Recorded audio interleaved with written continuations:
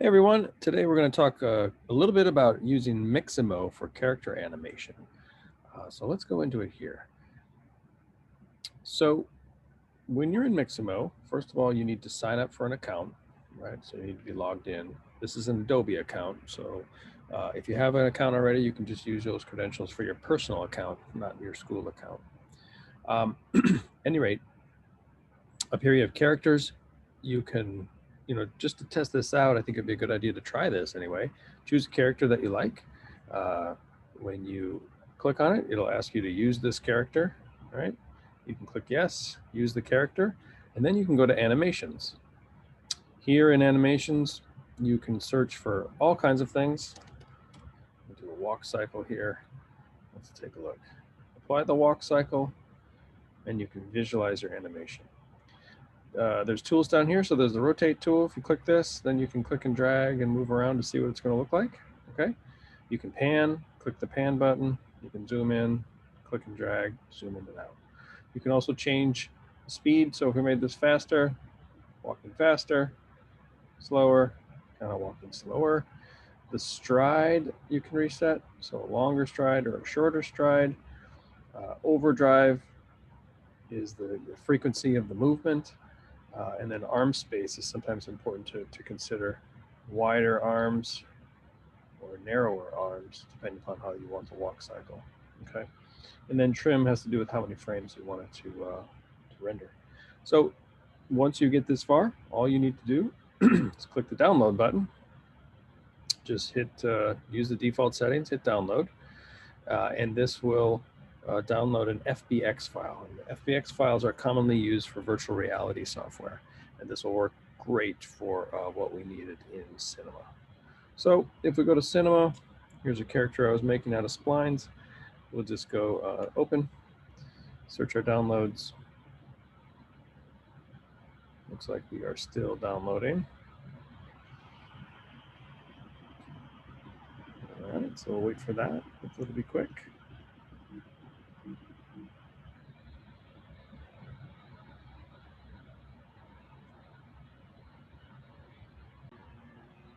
And we're back. So let's open that up and see what we've got.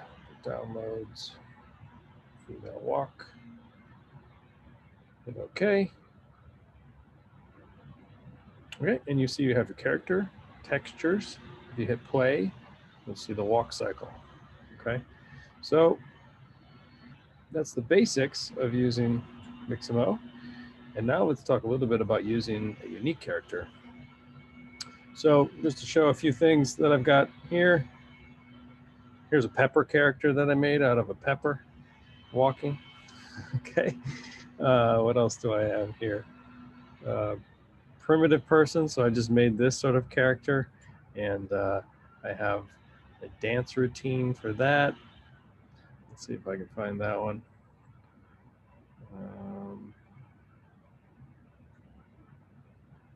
There we go. Take a second to load. All right. This is a real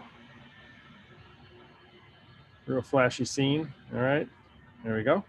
So this character was just made of a bunch of primitive objects put together.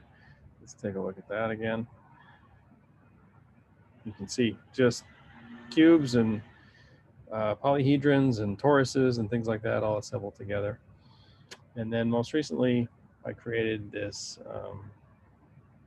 spline figure, just using some splines and some sweeps and some symmetry.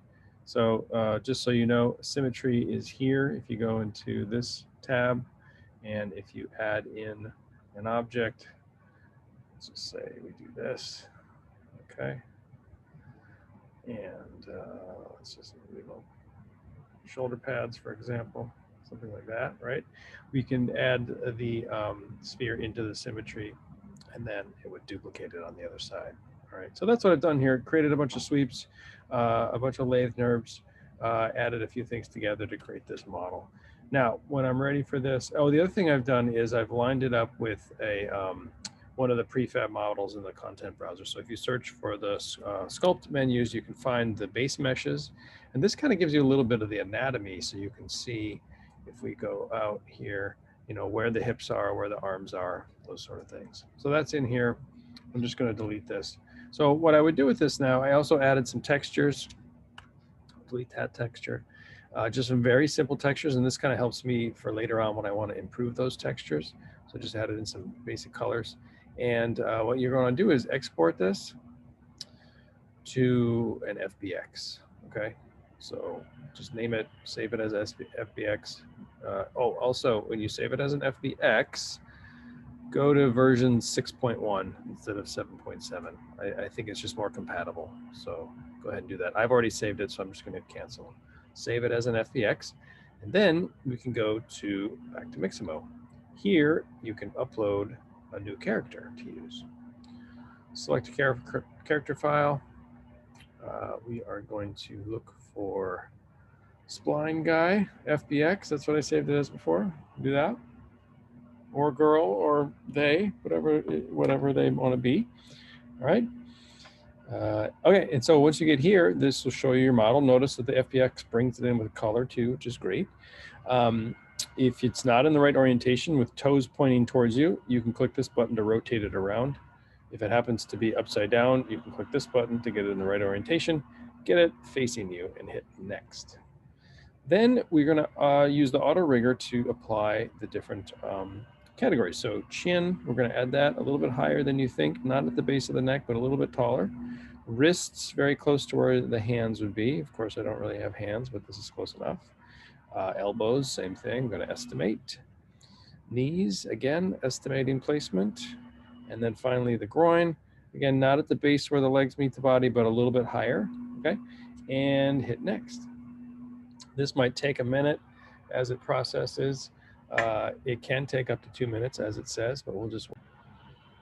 Okay, and when it is complete, you should see your figure kind of doing this generic action pose. So if you are happy with that, you can hit next. If you're not, you can go back and reset the points as accordingly as you may see fit. So I'm gonna hit next. Do you want to use this character? Yes. Okay, and there we go. And now I think two things that I think are going to be important for you. First, I want you to download a T-pose for this. So just search for T-pose, grab this skeletal character, and download that. Okay, download. That's going to be something we can always reference back to. So definitely first thing, download that T-pose, and then download any other sequence of things that you may want to do.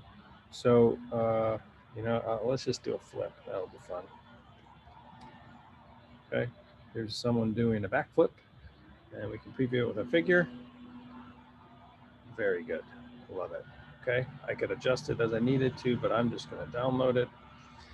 Download that, and let's preview our T-pose while we wait for this to download. So we already are in our T-pose here. So notice this is the model that we made. Let's open up that new T-pose and see how it compares.